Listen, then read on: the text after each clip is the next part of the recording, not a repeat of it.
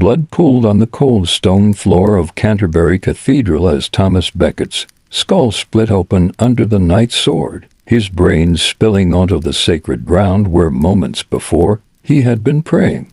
It was December 29, 1170, and 4 knights had just murdered the Archbishop of Canterbury in his own cathedral, in front of horrified monks, on what they believed were the orders of King Henry II.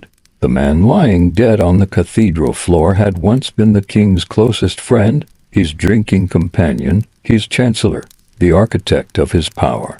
Now Thomas Becket was a martyr, and his blood would poison Henry's reign, transform English law, and make Canterbury the most important pilgrimage site in medieval Europe. The transformation from king's servant to God's warrior, from worldly chancellor to martyred saint, remains one of history's most dramatic personal conversions. Thomas Becket was born around 1119 in Cheapside, London, to a family of Norman merchants who had come to England after the conquest. His father, Gilbert Becket, was prosperous, but not noble, a merchant who had done well in London's growing commercial economy. Young Thomas grew up speaking both Norman French and English, comfortable in the counting house and the cathedral, part of that new class of educated administrators who would run the machinery of medieval government. He was tall, dark-haired, with an aquiline nose and penetrating eyes that contemporaries found both attractive and slightly unsettling. His education was exceptional for someone of his background. He studied at Merton Priory, then in Paris, where he absorbed both canon and civil law. He learned Latin, rhetoric, philosophy, and most importantly, how power worked in the medieval world. When he returned to London, he entered the household of Theobald, Archbishop of Canterbury, as a clerk. It was the beginning of a meteoric rise that would take him to the highest levels of both church and state. In Archbishop Theobald's household, Thomas revealed his extraordinary abilities. He could work 18-hour days without showing fatigue. He had a photographic memory for legal precedents and could argue either side of any case with equal brilliance. He understood instinctively how to manage men, when to flatter, when to threaten, when to charm. Theobald sent him to Bologna and Auxerre to study law further, grooming him as his successor. But Thomas had caught the eye of someone even more powerful, the young Henry Plantagenet, soon to be King Henry II of England. When Henry became king in 1154 at age 21, England was emerging from 19 years of civil war. The new king needed administrators he could trust, men who understood law and finance, who could rebuild royal authority and fill the treasury. In 1155, on Theobald's recommendation, Henry appointed Thomas Becket as his chancellor. It was the beginning of one of history's most intense friendships and most bitter betrayals. As chancellor, Thomas Becket transformed himself completely. The clerk became a courtier, the ascetic became a sybarite. He dressed in the finest clothes, scarlet and gray cloaks, ermine furs, golden chains. His household rivaled the king's in magnificence. He kept 40 knights, gave lavish banquets where guests ate off gold plate, and maintained a stable of horses and hawks that was the envy of the nobility. When he went to France on a diplomatic mission, his retinue was so magnificent that onlookers said, "If this is how the English chancellor travels, what must their king be like?" But beneath the display was serious purpose. Thomas was rebuilding royal authority after the chaos of civil war. He reformed the royal finances, increasing revenues by 30%. He reorganized the chancery, making it more efficient. He led military campaigns personally. At the siege of Toulouse, he commanded 700 knights at his own expense and was first over the walls. He was not just the king's chancellor, but his closest friend. They hunted together, drank together, even shared women together. Henry would burst into Thomas's chamber unannounced, throw himself on the bed, and they would talk for hours about everything from philosophy to falconry. The friendship was genuine but also strategic. Henry needed Thomas's administrative genius and his understanding of the church. Thomas needed Henry's power to accomplish anything significant. Together, They were transforming England from a feudal patchwork into a centralized monarchy. They seemed inseparable, unstoppable, perfectly complementary, the warrior king and his brilliant chancellor. Everything changed in 1161 when Archbishop Theobald died. Henry had what seemed like a brilliant idea: make Thomas Archbishop of Canterbury. With his closest friend as head of the English Church, Henry could finally bring the clergy under royal control, tax church property, and end the scandal of clerical immunity from secular justice. Thomas resisted, warning Henry, "If I become archbishop, I will have to choose between you and God, and I will choose God." Henry laughed it off as false modesty. On June 2, 1162, Thomas Becket was consecrated Archbishop of Canterbury. The transformation was immediate and total. The man who had worn ermine and silk now wore a hair shirt that attracted lice. The gourmand who had served exotic delicacies now ate bread and water. The chancellor, who had filled the royal treasury, now gave everything to the poor. He resigned as chancellor against Henry's wishes, declaring he could not serve two masters. He spent hours in prayer, had himself scourged for his past sins, and washed the feet of beggars daily. Henry was stunned, then furious. This was not what he had planned. His friend had betrayed him, choosing God over their friendship, the church over the crown. But for Thomas, it was not betrayal but conversion. He had always thrown himself completely into whatever role he played. As chancellor, he had been the perfect chancellor.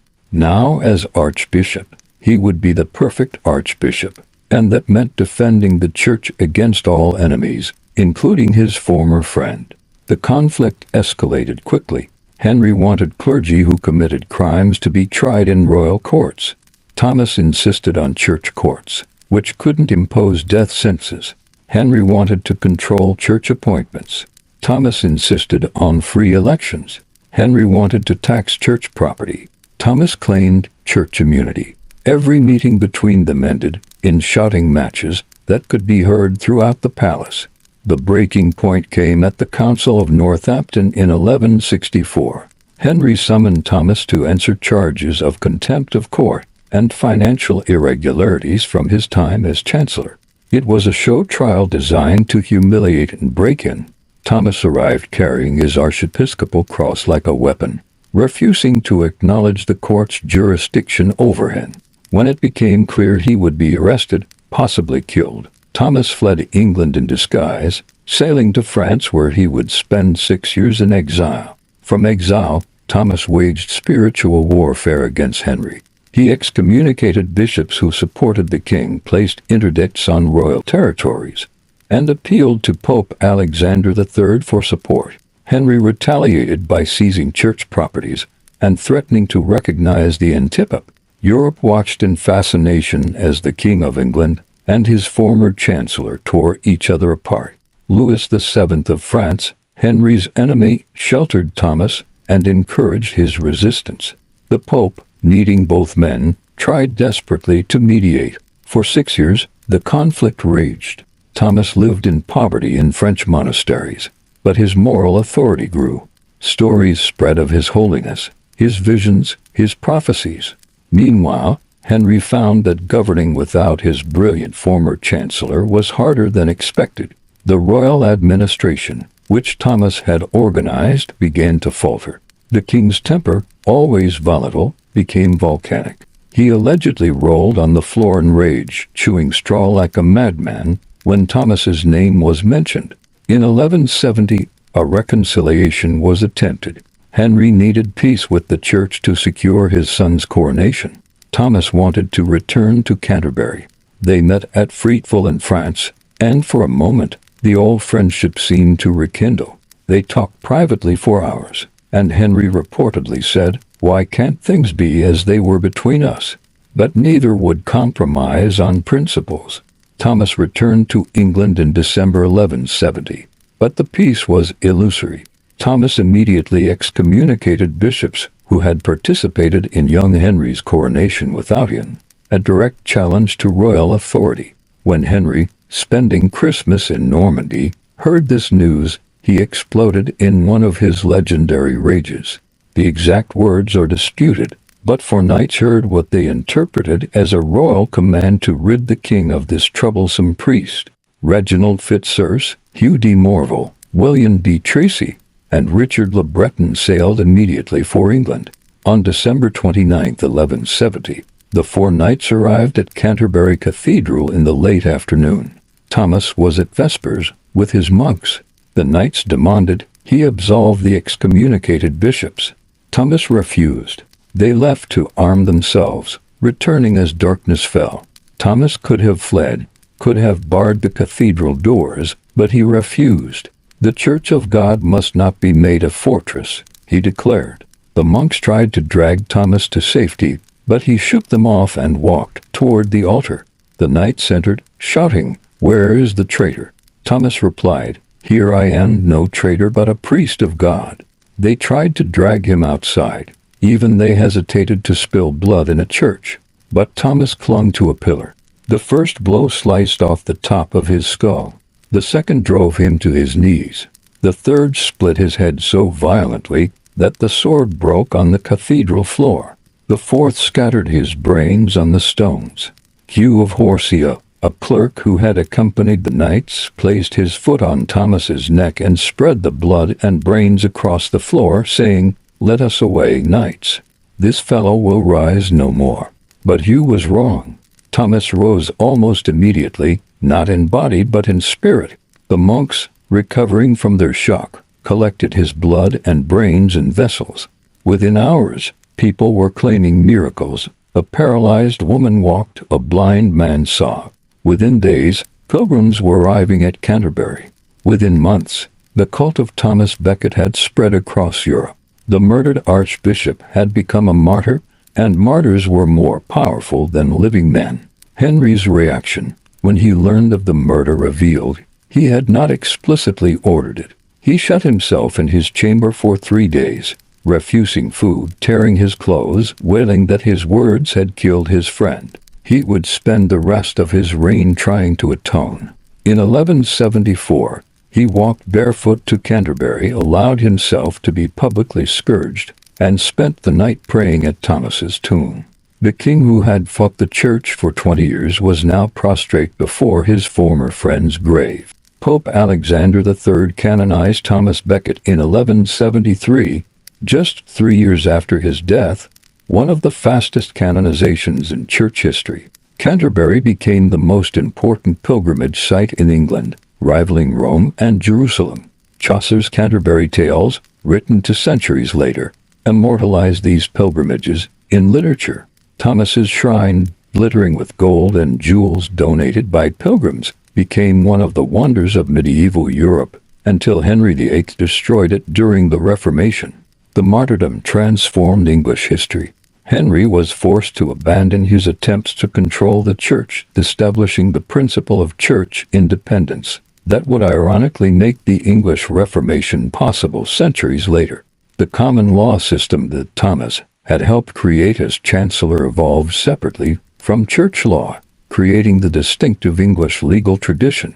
The idea that even kings must respect certain boundaries, that there were limits to royal power, took root in English consciousness. Thomas Becket remains one of history's most complex figures. Was he a saint who chose God over worldly power, or an ambitious man who simply changed his ambition from secular to spiritual? Was his transformation genuine conversion or calculated performance? His contemporaries were equally divided. Some saw him as a holy martyr, others as a stubborn troublemaker who brought death on himself. What cannot be disputed is the completeness of his transformation. The merchant's son who became the king's closest friend, who then became God's warrior against that same king, lived each role with absolute commitment. He proved that friendship, even the deepest friendship, could be sacrificed for principle. He showed that power, even ultimate power, had limits. He demonstrated that one man's conscience could stand against a kingdom. The friendship between Henry and Thomas, perhaps the most documented relationship of the medieval period, reveals the human cost of political and religious conflict. Two brilliant men who had once shared everything: power, purpose, even lovers, destroyed each other over principles neither could compromise. Henry lived another 19 years after Thomas's death, but contemporaries said he was never the same, haunted by the friend he had inadvertently killed. Thomas Becket's legacy extends far beyond his martyrdom. He represents the eternal conflict between church and state, conscience and authority, personal loyalty and higher duty. Every whistleblower who chooses truth over career, every friend who must oppose a friend over principle, every person who says no to power follows in Thomas's footsteps. He proved that transformation is possible, that people can change fundamentally, that who we were does not determine who we become. The Saxon shield wall had held for 8 hours against everything the Normans could throw at it when William of Normandy ordered his archers to fire high into the darkening sky. It was late afternoon on October 14, 1066, at a hill near Hastings, and the Battle of Hastings was approaching its climax. As the arrows fell like deadly rain, one found its mark: King Harold Godwinson's eye. The last Anglo-Saxon king of England fell, and with him fell a civilization that had endured for 600 years. William the Bastard, the illegitimate son of a duke and a tanner's daughter, had just become William the Conqueror, King of England.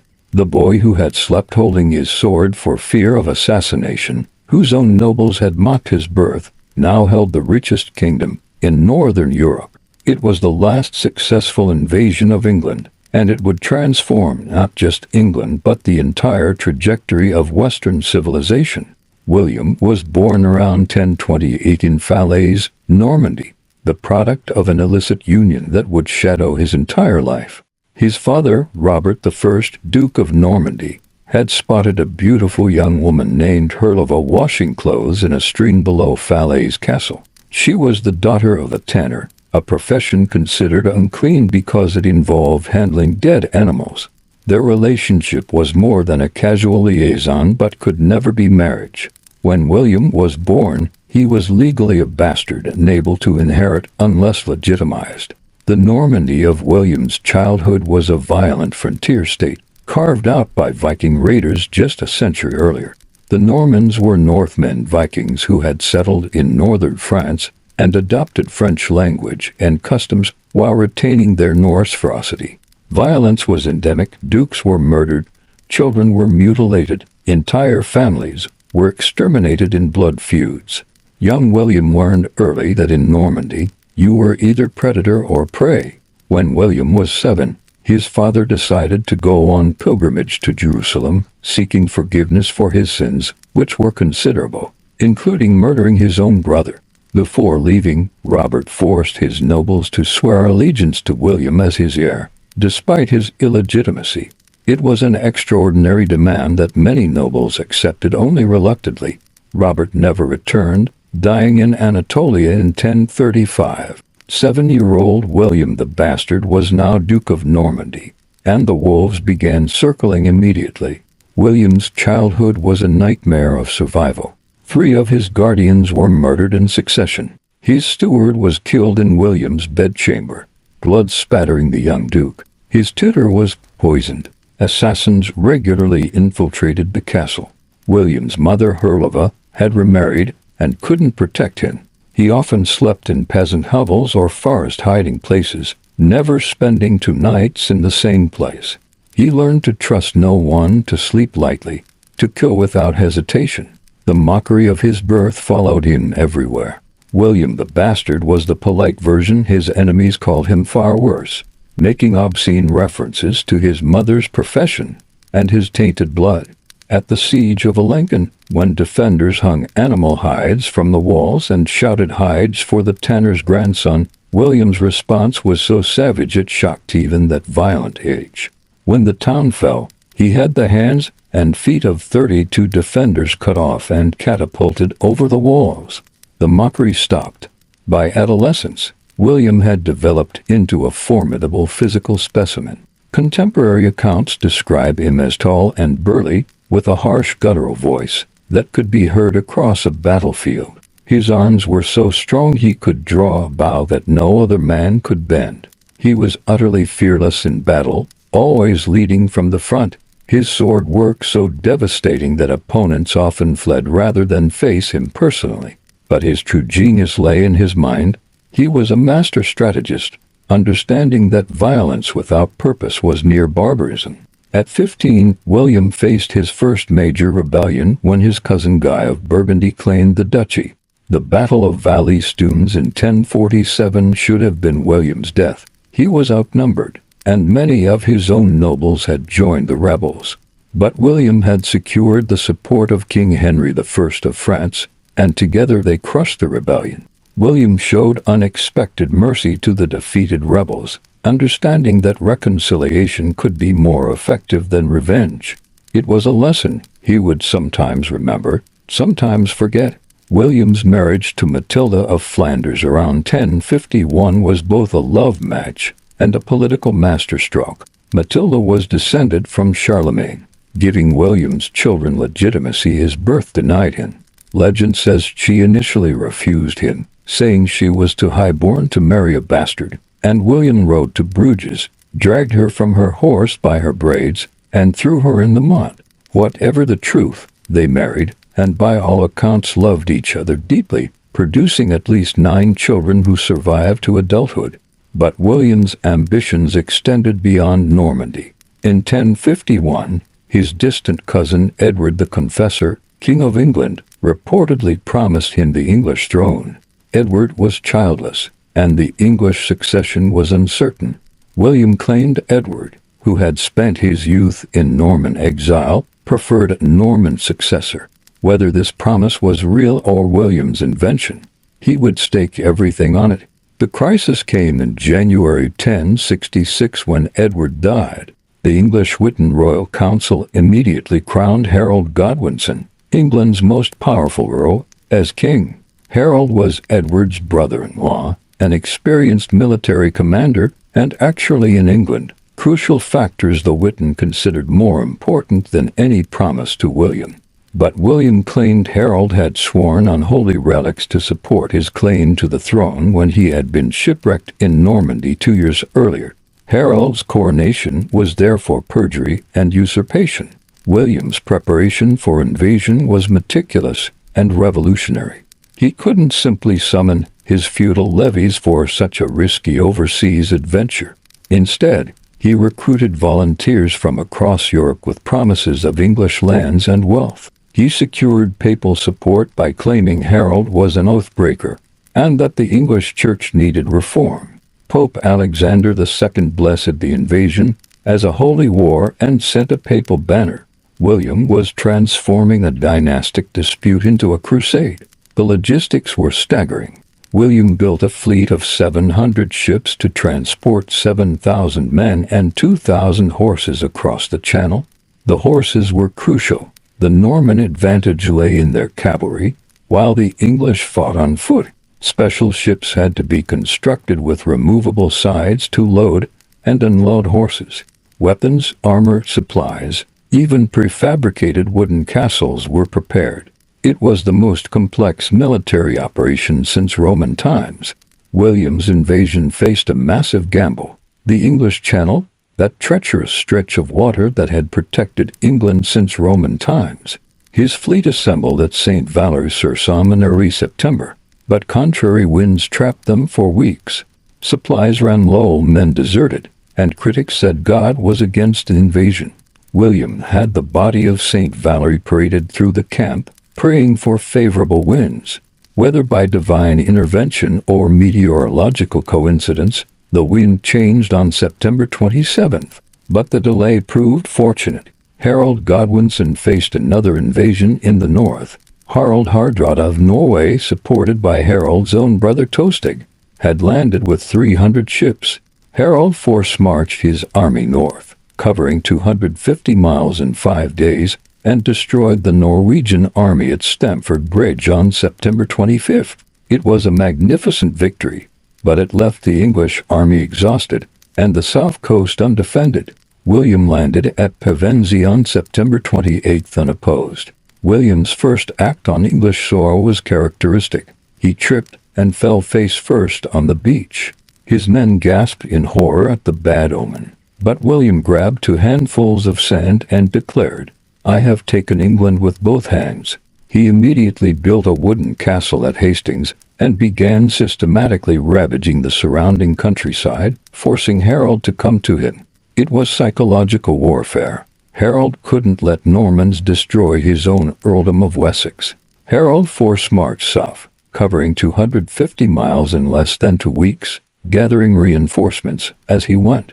He arrived near Hastings on October 13th with an army roughly equal to William's in size, but exhausted from their marches and recent battle. Harold chose a strong defensive position on Senilaccio, forming the traditional Saxon shield wall that had never been broken by cavalry.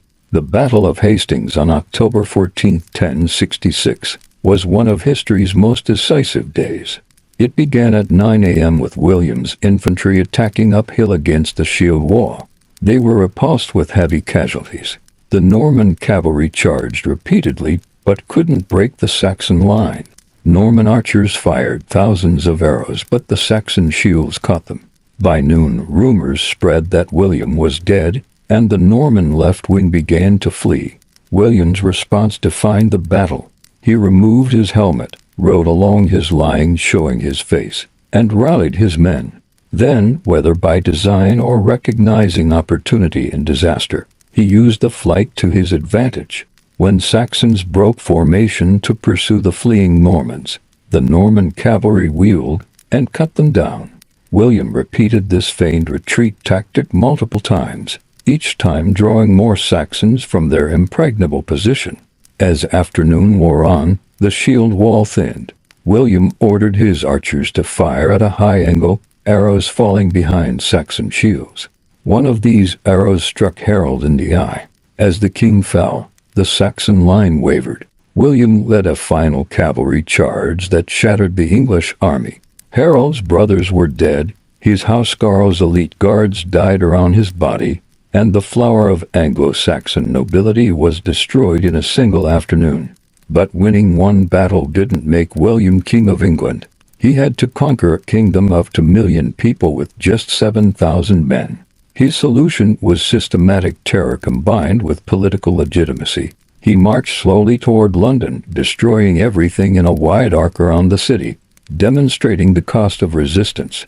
When English nobles offered him the crown at Berkhamsted, he accepted graciously, then had himself crowned in Westminster Abbey on Christmas Day 1066, using Edward the Confessor's crown and English coronation rituals to claim continuity. The conquest took 5 brutal years.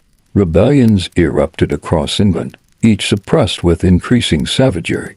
The worst was the harrying of the North in 1069-70, where William systematically destroyed everything between York and Durham: crops, livestock, tools, and people. Contemporary chroniclers reported 100,000 deaths from slaughter and starvation. The land was so thoroughly destroyed that it remained waste for generations. It was genocide, intended to make rebellion literally impossible by eliminating the population that might rebel.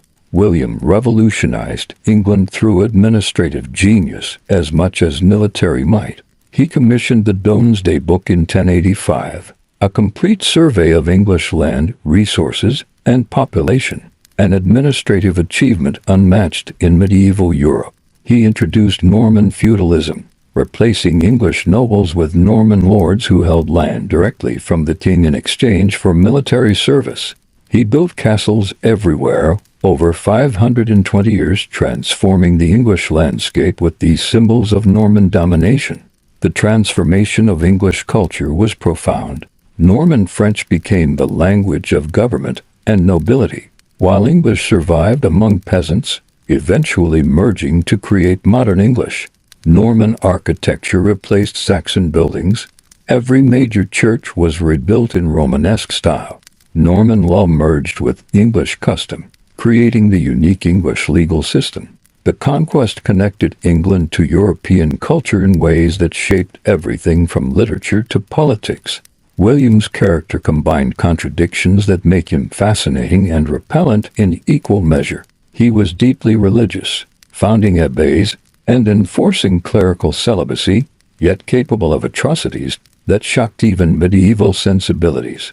He loved his wife deeply, remaining faithful in an age of royal mistresses, yet showed no mercy to anyone who threatened his power. He was a brilliant administrator who created lasting institutions, yet illiterate himself, signing documents with a cross.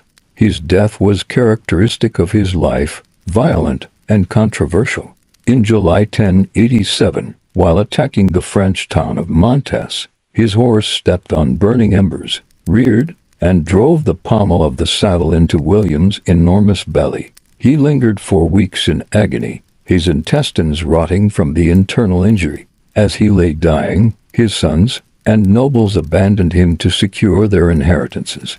When he finally died on September 9, 1087, his servants stripped his body and fled with everything valuable. The funeral was a black comedy. His body was too large for the stone sarcophagus, and when attendants tried to force it in, the corpse burst, filling the church with such a stench that the ceremony had to be rushed. A man interrupted the funeral claiming William had stolen his family's land to build the church. He had to be paid off before the burial could continue. The conqueror who had stolen a kingdom couldn't even be buried without controversy. William's legacy shaped a millennium of history. The Norman conquest created modern England, fusing Anglo-Saxon and Norman cultures into something unique. The English language, enriched by French vocabulary, became the global tongue. The English legal system, combining Norman efficiency with Saxon custom, influenced law worldwide.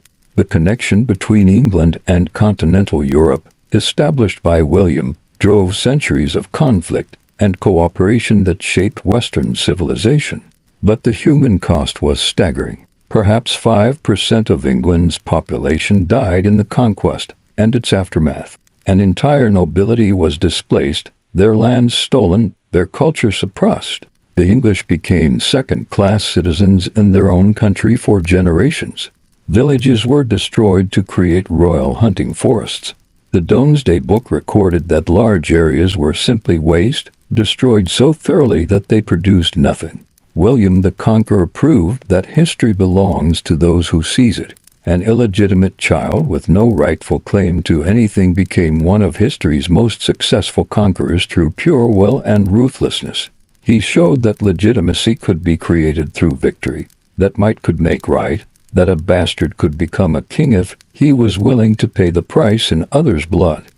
Daniel Boone stood perfectly still in the Kentucky wilderness, his rifle primed, watching the Shawnee War party that had been tracking him for 3 days. It was October 1769, and he was 350 miles from the nearest white settlement alone after his hunting partner had been killed and scalped just days before. The Shawnee knew he was there. They were allowing him to see them, testing whether this white man who dared enter their sacred hunting grounds would run or fight. Boone did neither. He slowly set down his rifle, pulled out his tobacco pouch, and sat on a log to smoke his pipe. After an hour, the Shawnee melted back into the forest. They would meet again many times over the coming decades, sometimes as enemies, sometimes with mutual respect, as Daniel Boone opened the American frontier and became the archetype of the American frontiersman, part explorer, part settler, part legend. Born on November 2, 1734, in a log cabin in Pennsylvania's Oxtorton Township, Daniel Boone entered a world on the edge of civilization.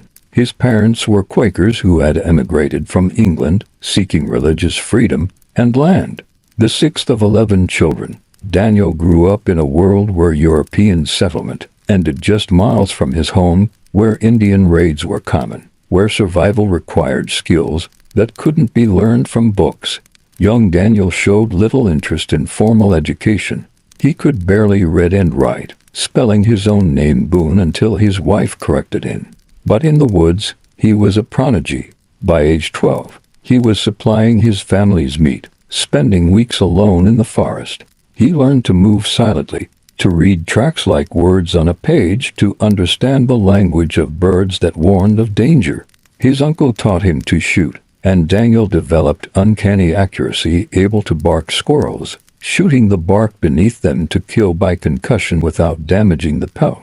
The Boone family moved to the Yadkin Valley in North Carolina when Daniel was 15, seeking cheaper land and freedom from Quaker discipline after one of Daniel's siblings married outside the faith. The frontier suited Daniel perfectly. He spent increasing time in the wilderness, hunting and trapping, learning the ways of the Cherokee and Catawba who still claimed these lands.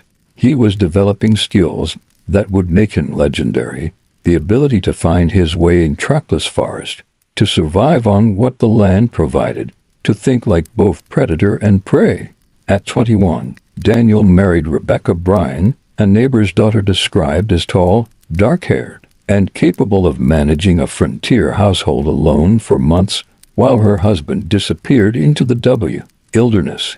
Their marriage would produce 10 children and survive separations that lasted years. Rebecca understood she had married not just a man but a force of nature that couldn't be contained by farm fences or settlement boundaries. The French and Indian War 1754 to 1763 gave Boone his first taste of military conflict and his first glimpse of Kentucky. Serving as a wagoner with General Braddock's disastrous expedition, he barely survived the ambush that killed most of the British force. During the war, he met John Findlay, a trader who told him of a gap through the mountains leading to Kentucky, a land of incredible richness where buffalo were so numerous they had worn highways through the forest, where the soil was so fertile cane grew 20 feet tall, where no tribe lived permanently, but all claimed as hunting grounds. Kentucky became Boone's obsession. After the war, he made multiple attempts to reach it, turned back by winter, hostile Indians, and the sheer difficulty of crossing the Appalachian Mountains. The proclamation of 1763 forbidding settlement west of the Appalachians meant nothing to Boone. Laws made in London had little relevance to men who lived beyond the reach of any government. In 1769, Boone finally reached Kentucky through the Cumberland Gap, accompanied by 5 other hunters including John Findlay. For 2 years, he explored this dark and bloody ground, as the Indians called it. He was captured by Shawnee, who confiscated his furs and warned him never to return. He ignored the warning. His brother was killed and scalped. He continued exploring. He spent months completely alone after his companions returned home or died, living in a cave, surviving on buffalo meat and wild plants, mapping the country in his mind. When Boone returned to North Carolina in 1771, he had been gone so long his family had given him up for dead. He had no furs to show for 2 years. Indians had taken everything, but he had something more valuable: knowledge of Kentucky and how to get there. This knowledge would soon be worth more than any load of furs. Judge Richard Henderson of North Carolina had a vision of creating a proprietary colony in Kentucky, despite it being illegal under British law. He formed the Transylvania Company and negotiated with the Cherokee to purchase Kentucky, though the Cherokee had no more right to sell it than Henderson had to buy it. Kentucky was primarily Shawnee and Mingo hunting grounds. Henderson hired Boone to blaze a trail and establish a settlement. The wilderness road that Boone and 30 axemen cut in 1775 was barely wide enough for a pack horse, winding 200 miles through mountains, across rivers, through canebrakes so thick they had to hack every foot. It was less a road than a suggestion of where a road might someday be, but it was enough. Behind Boone came the settlers, families in wooden wagons, driving cattle, carrying children, bringing civilization to the wilderness whether the wilderness wanted it or not. Boone established Boonesboro on the Kentucky River, one of the first permanent white settlements in Kentucky. It was less a town than a fortified camp, a rectangle of log cabins connected by a stockade, with blockhouses at the corners. The settlers faced immediate challenges: no supplies except what they brought, no law except what they made, no help except each other, and hostile Indians who correctly saw this settlement as the beginning of the end of their hunting grounds. The American Revolution turned Kentucky into a battleground. The British armed and encouraged Indian attacks on frontier settlements, hoping to force the Americans to fight under fronts. Kentucky became the dark and bloody ground in truth, with raids and counter-raids leaving trails of scalped corpses and burned cabins. Boone emerged as the primary defender of the Kentucky settlements, combining military leadership with wilderness skills that made him seem almost supernatural. His most famous exploit came in July 1776 when Shawnee warriors captured his daughter Jemima and two other teenage girls while they were canoeing on the Kentucky River. Boone tracked the war party for 3 days through dense forest, moving so fast that he wore through his moccasins and had to wrap his feet in strips of his shirt. He caught up with them just as they were about to cross the Ohio River into Shawnee territory. In a brief, violent ambush, Boone and his men killed 2 warriors and rescued the girls unharmed. The rescue became legendary, inspiring countless captivity narratives, including James Fenimore Cooper's The Last of the Mohicans. In February 1778, Boone was captured by Shawnee while making salt at Blue Licks. Rather than being killed, he was adopted by Chief Blackfish as a son to replace one killed in war. For 4 months, Boone lived as a Shawnee, participating in hunts and raids, earning the name Sheltoe Big Turtle. He seemed so content that other captured whites thought he had turned traitor. But Boone was playing a long game, gaining trust while gathering intelligence about a planned massive assault on Boonesboro. When he learned the attack was imminent, Boone escaped, covering 160 miles in 4 days on one meal, arriving at Boonesboro just in time to organize its defense. The subsequent siege of Boonesboro in September 1778 lasted 11 days, with 400 Shawnee and British soldiers against 50 defenders. Boone's adoptive father Blackfish tried to negotiate, genuinely offering Boone a chance to surrender and return to the tribe. Boone pretended to consider while strengthening defenses. When the Shawnee tried to tunnel under the fort, Boone counter-tunneled. When they tried to burn it, he organized bucket brigades. The siege failed, and Kentucky remained American. But Boone's months with the Shawnee led to accusations of treason. Some settlers, especially those who had lost family to Indian raids, couldn't understand his complex relationship with Native Americans. Boone was court-martialed but acquitted, with testimony revealing he had saved Boonesboro through his intelligence gathering. Still, the suspicion lingered, part of the complexity that the myth of Daniel Boone often oversimplifies. The Revolutionary Wars, and in 1783 opened the floodgates of Western migration. The trickle of settlers became a flood. By 1784, 12,000 people had followed Boone's wilderness road into Kentucky. Towns sprouted where Boone had hunted alone. The buffalo disappeared, killed for their tongues and hides.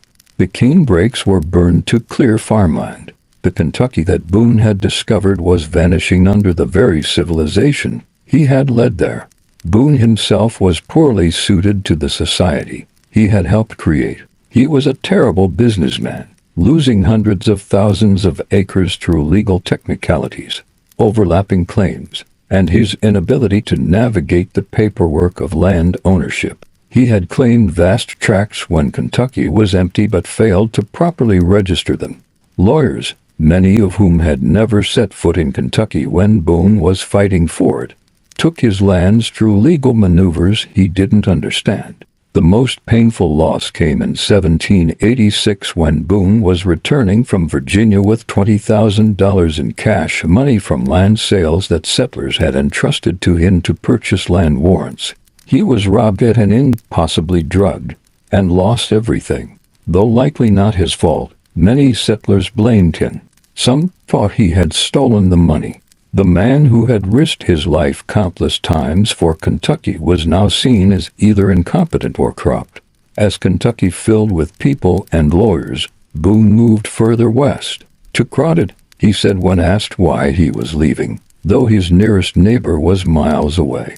In 1799, at age 65, when most men would be settling into comfortable old age, Boone moved to Missouri, then Spanish territory. The Spanish governor, eager to attract settlers, granted him 8,500 acres and made him a syndic judge of the Osage district. For a brief time Boone was happy again. Missouri was what Kentucky had been 30 years earlier, wild, dangerous, full of game. He explored the Missouri River, hunted with the Osage, and even at 70, could outshoot and outwalk men a third his age. But history repeated itself. The Louisiana Purchase of 1803 made Missouri American territory, and American lawyers soon discovered Boone had failed to properly register his Spanish land grants. He lost everything again. Congress eventually granted Boone 850 acres in recognition of his services, but he had to sell it to pay old Kentucky debts. The man who had once claimed millions of acres died owning nothing but his rifle and the clothes on his back. Yet he seemed strangely content, telling a visitor, "I've opened the way for others to make fortunes, but a fortune for myself was not what I was after." Boone's final years were spent living with his children in Missouri, still hunting despite being nearly blind, still exploring despite barely being able to walk. He built his own coffin and kept it under his bed, occasionally lying in it to make sure it fit properly. He died on September 26, 1820, at age 85, reportedly just after eating sweet potatoes for dinner. His last words were, "I'm going now. My time has come." Even death couldn't give Boone peace. Kentucky and Missouri fought over his body. Kentucky eventually won, reburying him with great ceremony in Frankfort in 1845. But rumors persist that the wrong body was moved, that Daniel Boone still lies in Missouri soil. It would be fitting Boone spent his life on contested ground, and even his grave remains disputed territory. The myth-making began even before Boone died. In 1784, John Filson published The Discovery, Settlement, and Present State of Kentucky, supposedly Boone's autobiography but actually Filson's creation, turning the barely literate frontiersman into a philosophical pioneer spouting enlightenment rhetoric. Lord Byron made him a character in Don Juan. James Fenimore Cooper based Natty Bumppo on him. By the time Boone died, he was already more legend than man. The myth simplified the complex reality. The real Boone was neither the noble savage of romantic literature nor the Indian killer of later westerns. He killed Native Americans in defense but also lived among them, learned from them, and respected them. His son James was tortured to death by Indians, yet Boone later helped negotiate peace treaties. He understood that the frontier was not empty land waiting to be civilized, but contested ground where different cultures collided. Boone represented something essentially American, the belief that there's always somewhere else to go, that freedom exists just beyond the next ridge, that a man can remake himself in new territory. He embodied the restlessness that drove American expansion, the inability to stay still that pushed the frontier from the Appalachians to the Pacific. But he also embodied the tragedy of that expansion, the destruction of wilderness, the displacement of natives, the transformation of freedom into property lines and legal documents. What made Boone extraordinary wasn't just his wilderness skills, though they were remarkable. It was his ability to exist between worlds, white and Indian, civilization and wilderness, myth and reality. He was a white man who could think like an Indian, a settler who preferred wilderness, a legend who was also achingly human. He opened the West but mourned what opening it destroyed. The irony of Boone's life is complete. He sought solitude but led thousands to follow him. He loved wilderness but enabled its destruction. He claimed millions of acres, but died landless. He fought Native Americans, but was adopted by them. He became America's most famous frontiersman but spent his last years in Spanish-French territory. He couldn't spell but became a literary inspiration. He failed at everything except the one thing that mattered, becoming immortal. Today, the Wilderness Road is a highway, Boonesboro is a tourist attraction, and Kentucky has more lawyers per capita than almost any state. The world Boone knew is utterly gone, paved over, subdivided, civilized.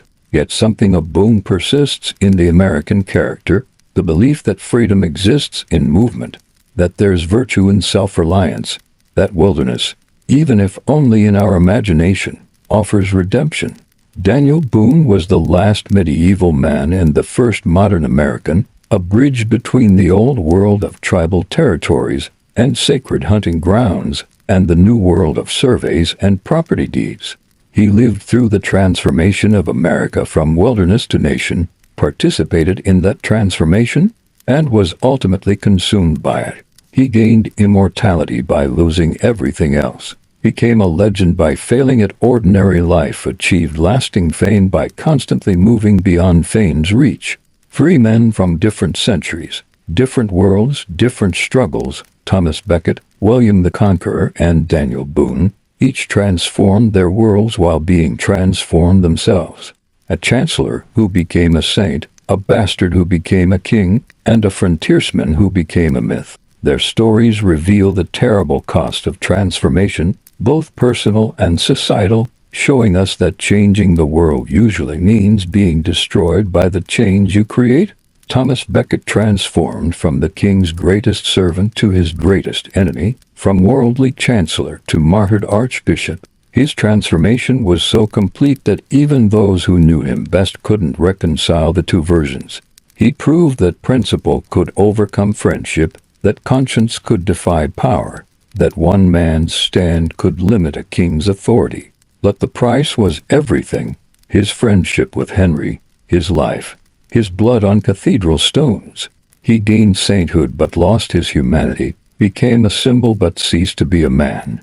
His transformation created the separation of church and state that defines Western governance, but it cost him everything human he had valued. William the Conqueror transformed from nobody to somebody, from bastard to king, from the illegitimate son of a duke and a tanner's daughter to the founder of a dynasty that still rules England. His transformation of England was equally complete. Language, law, architecture, culture, all permanently changed by one October day in 1066. He proved that will could overcome birth, that might could create right, that a kingdom could be stolen if you were strong enough to hold it. But the price was monstrous.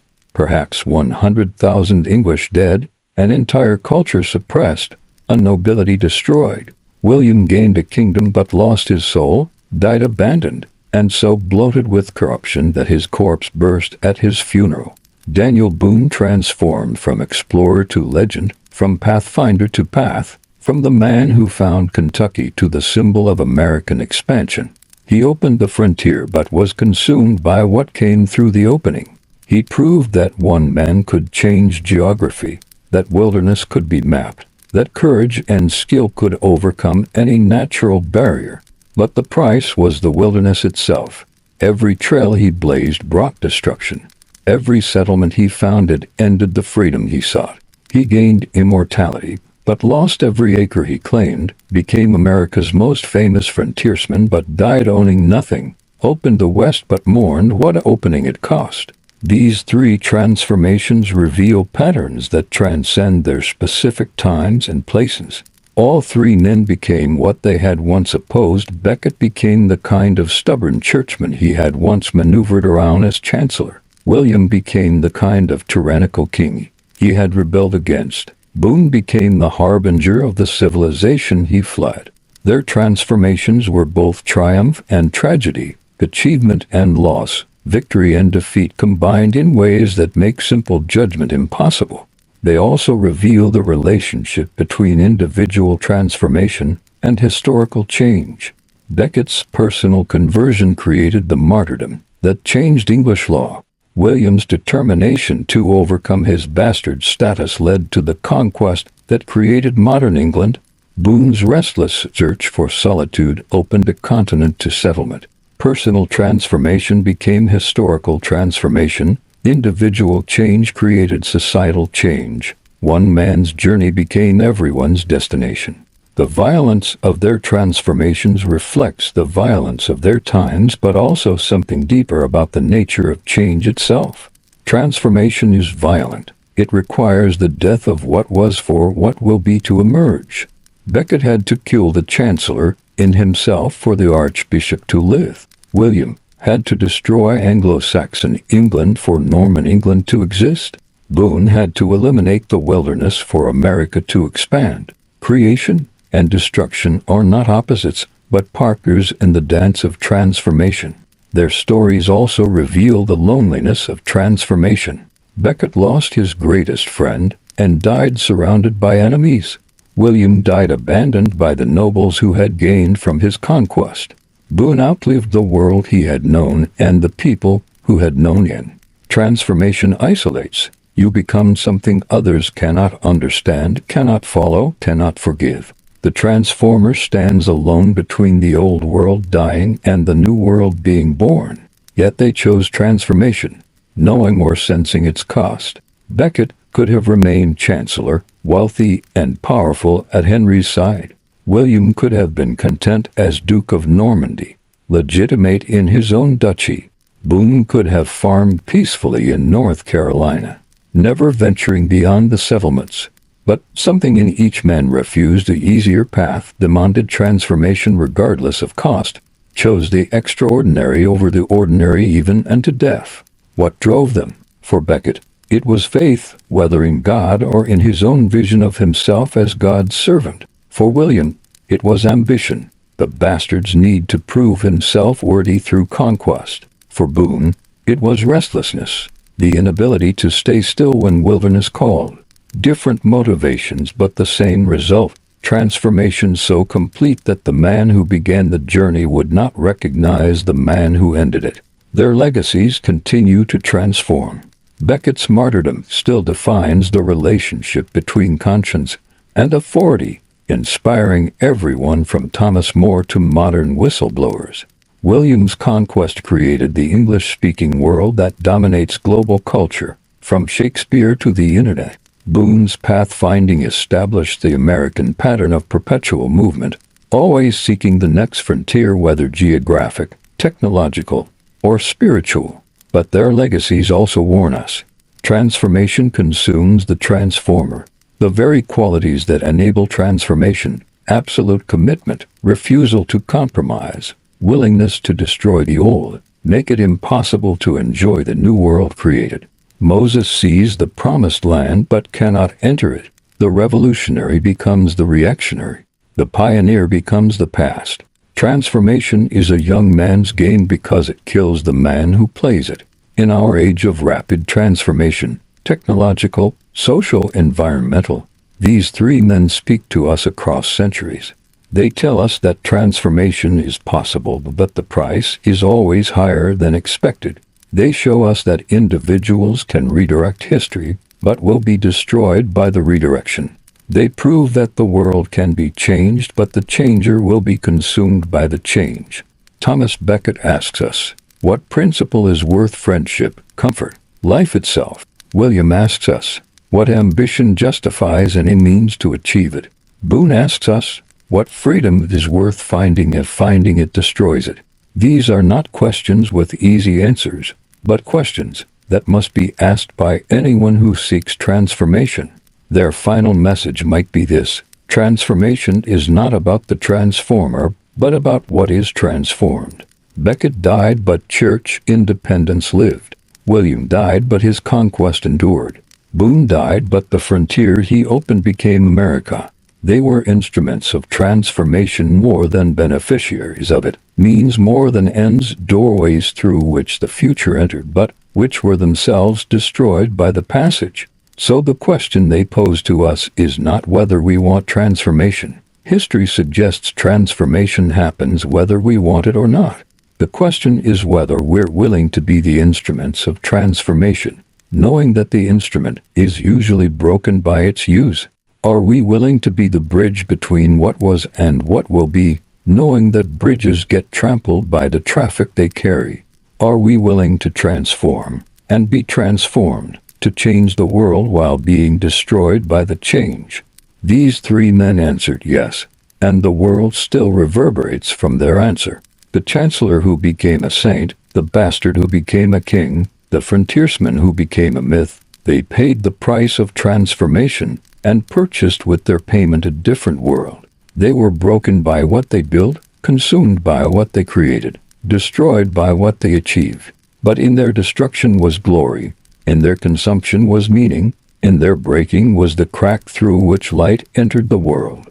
If these three legends of transformation have made you think differently about the price of change, hit that subscribe button and join our community of history enthusiasts. Which transformation spoke to you most powerfully? Was it Beckett's spiritual conversion, William's violent conquest, or Boone's restless exploration? Share your thoughts in the comments below. And remember, history is shaped by those willing to be transformed and to transform, regardless of the cost. Next week, we're exploring 3 more figures who paid the ultimate price for changing the world. Ring that notification bell so you don't miss their incredible stories. Until then, remember what Beckett, William, and Boone proved: transformation is possible, but the transformer rarely survives the transformation. The only question is, what transformation is worth that price?